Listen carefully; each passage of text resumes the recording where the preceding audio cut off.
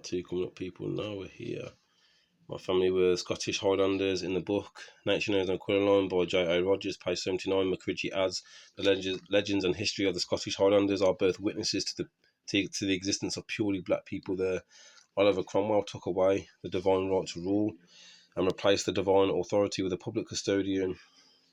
A month after the execution of Montrose, Charles, having signed his name to the National Covenant and the Solemn League and Contract, appeared in Scotland.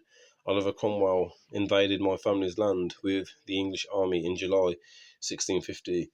The new king was far from being in charge of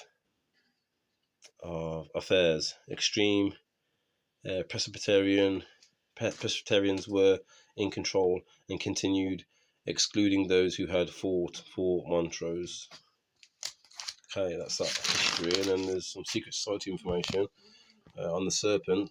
So the Morning Star, the serpent that you see in the Freemason lodges, who you've been tricked to serve in the religions. So the serpent is universally the symbol of the sun, was the greatest enlightener of the physical world. So the serpent was held to have been the great enlightener of the spiritual by giving mankind knowledge of good and evil. And according to the Bible, Lucifer, the morning star, the serpent gave mankind info on good and evil. Lucifer, the devil, adepts know that the sun was a symbol of something that the people would not support. If they knew that Lucifer, the devil, was the god that they supported, if the people figured out that they were actually being tricked, they would withdraw their energy they are putting into them churches, and no one would support their wicked activities any longer. The first person to ever present the idea of a sun-centered universe was Pythagoras of Samos in around 500 BC. Pythagoras is also widely recognized by Masonic historians as being the very first Freemason Master Mason. Dr. James Anderson said in his defense of Masonry that I am fully convinced that Freemasonry is very nearly allied to the old Pythagorean discipline, from whence I am persuaded it may in some circumstances very justly claim descent. Master Mason William Hutchinson wrote in his Spirit of Masonry that the ancient Masonic record brings us positive evidence of the Pythagorean doctrine and Basildinian principles, making the foundation of our religious and moral duties. Master Mason William Preston wrote that Pythagoras was among the first Masons, but contends in his illustrations of Masonry that the records of the fraternity inform us that Pythagoras was regularly initiated into Freemasonry.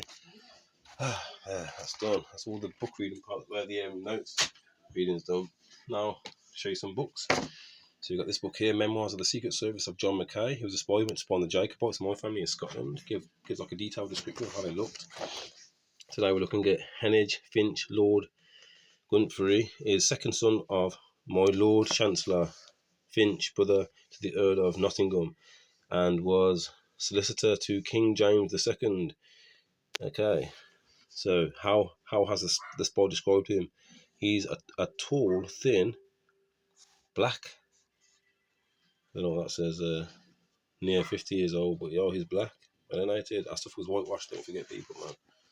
There was some pale skin Jacobites as well. So, yeah. Thomas Tufton, Earl of Thanet. He was black, red face, man.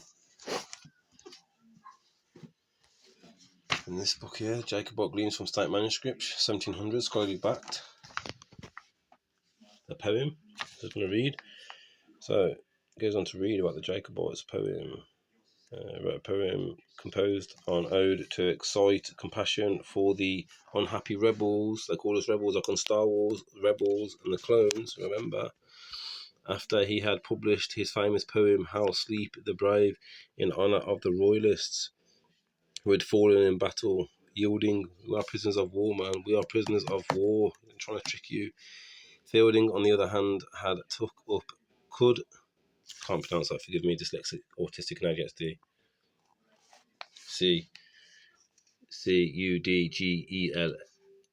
Cudgells, for king and country, and set foot on his paper, The True Patriot, to create feelings of loyalty during the rebellion, and thereafter he began the Jacobite Journal. Oh, interesting, Jacobite Journal, in the stilted, I can't pronounce that word, of, where are we, of, anyway. Well, yeah, this is like a list of some of the Jacobites that were being transported from ports in Liverpool, from Scotland and that, gets to work on plantations in the Americas. There are 10 tribes here. Gaelic, look. That's why I was trying to stamp out the Welsh, man. Blessings to my Welsh brothers and sisters, man. Look, a lot of the people in Wales, man, trying to keep their tongue, man. And the English trying to say, in the schools, they're trying to say, oh, you got to, you can't speak Welsh, man, because it's linked to Gaelic, man. The Celtic people, man, you understand? Not all skin folk are kinfolk, man. Just understand that. Jacobite women, men and women, deported to their friends, Candor compels the avowal that transportation was the whole what Sir George Mackenzie claimed for it, an act of clemency. It was of the benefit of the state, since it gave an impetus to colonisation. They colonised us, man. Colonisation. Benefit the state, colonise us, man. Take our lands and states, make up with dead in the sea. How did these rebels look that they were going to colonise? How did they look? Look. Brown, black, brown, black, brown. Look, the names, the age, profession, where they're from, the height, and then what colour they are. Take a screenshot and put it on your fridge. Check it out, man. This one as well.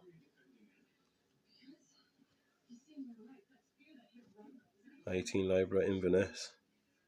So 5 foot, black, short. Our people. Praise high for information, man. Soon we'll be set free, man. Barbarians, so you get the Hanoverian dynasty, they come from the barbarians, the people from the north, yeah, the Gog of Magog. I was going to read this part here, just a refresher, just so you remember. You can't see it because the highlight is just too bright. I wonder if it would be better if I do it like this. Like that.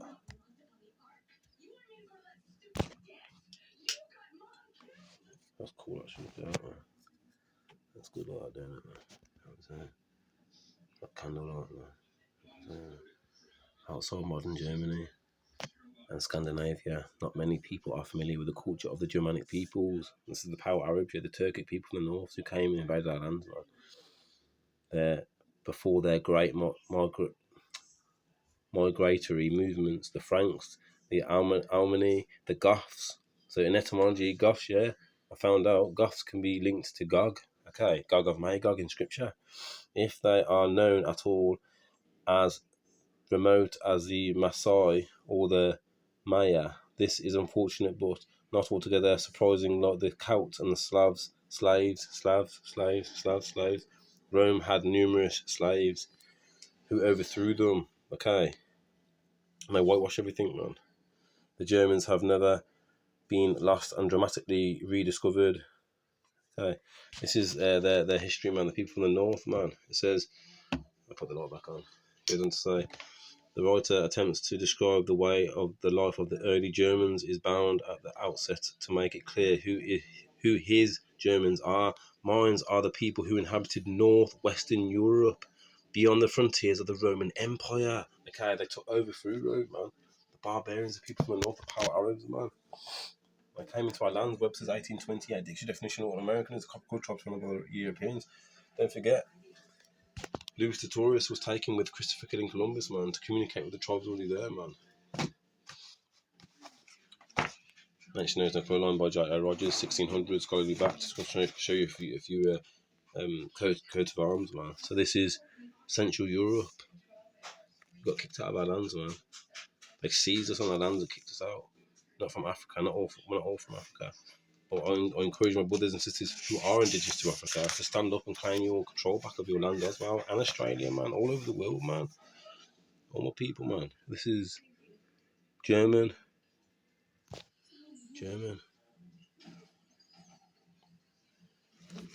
The original look of the Catholic Church, they were black. The Romans, not all skin folk are kinfolk, man. So more on more war.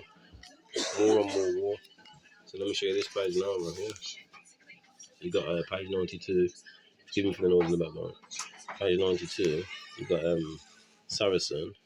So don't forget, Dumdor versus 1452. The Papal was written. Saracen is another term for Negro. There you go. And you got this book, which I was going to read, or part of it. So a visual and sculptural artists were promptly hired to invent a school. Okay, invent a school. Man, can you see that? Invent a school. And from the illustrations of another artist who had depicted the iguanodon, the two artists drew the same face for the Hadrosaurus falci. The people involved could now technically defend the existence of this dinosaur if someone were to ask. The stunt worked out so well and fooled the public so thoroughly that they could later change the head of the creature without anyone noticing. To this day, Hadrosaurus, forgive me if I butchered that, man, probably did, falci is on display at the Academy of Natural Sciences in Philadelphia. The bones are said to be kept behind heavy closed doors, but a plaster copy is exhibited in their place. So we learn of an iguana skull being substituted for the skull of a dinosaur on display. Was the public told at the time? What are we not being told today? David Wasney, Dinosaur Science or Science Fiction. And then what we are not being told is that this is the rule and not the exception. To this day, not a single complete skeleton of any dinosaur has ever been found. All museums displays models, mannequins, cartoons, and movies of prehistoric monsters you have ever seen are all imaginative reconstructions based on incomplete skeletons arranged in a manner paleontologists believe to be the most realistic. Furthermore, the skeletons exhibited in museums are all admittedly intricate fabrications made of plaster, fiberglass, various exposies, and other animal bones, not original fossils. Okay, people, not original fossils. Man, you've been lied to, man. By Masons. I want to hide the living creator. This Flat Earth conspiracy book. No conspiracy. I just want to quickly read this now. We're in the Second Kings. So get your Bibles up, people.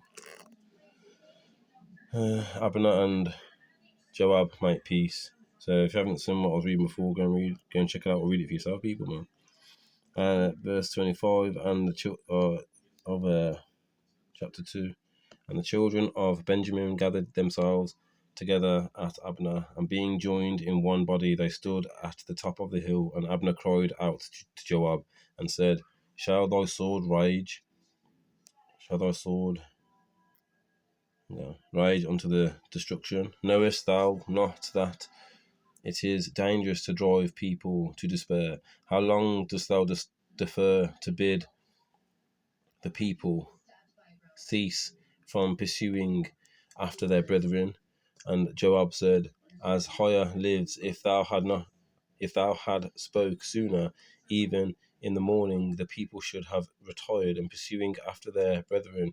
Then Joab sounded the trumpet, and all the army stood still and did not subdue after Israel any further, nor fight any more.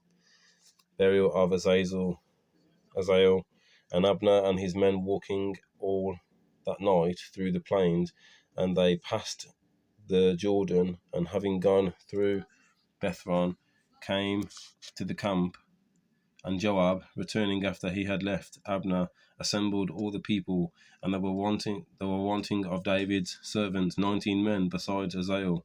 But the servants of David had killed of Benjamin and of the men that were with Abner 360, who all died.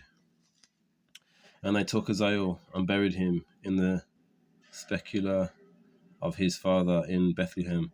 That's in the Americas, man. Understand? And Joab and the men that were with him marched all night, and they came to Hebron at break of day. David grows stronger. Now there was a long war between the house of Saul and the house of David. David prospering and growing always stronger and stronger, but the house of Saul decaying daily. Sons born to David in Hebron, and sons were born to David in Hebron.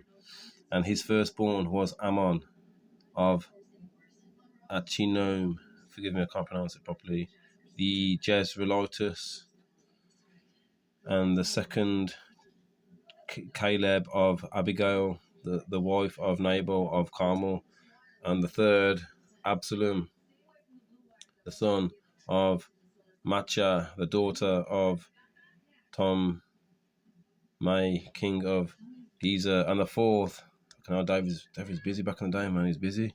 Shit. Be fruitful and multiply. And the fourth, Adonias, the son of Haggith. And the fifth, Sapphira. Can't even pronounce my own kids' names, man, from back in the day. Shit, it's bad, isn't it? Sorry, kids. The son of Abital. And the sixth, Jethraim of Eglah, the wife of David. These were born to David in Hebron. Flipping it, busy. Isbothus and Abner quarrel. Okay, people. Part 3.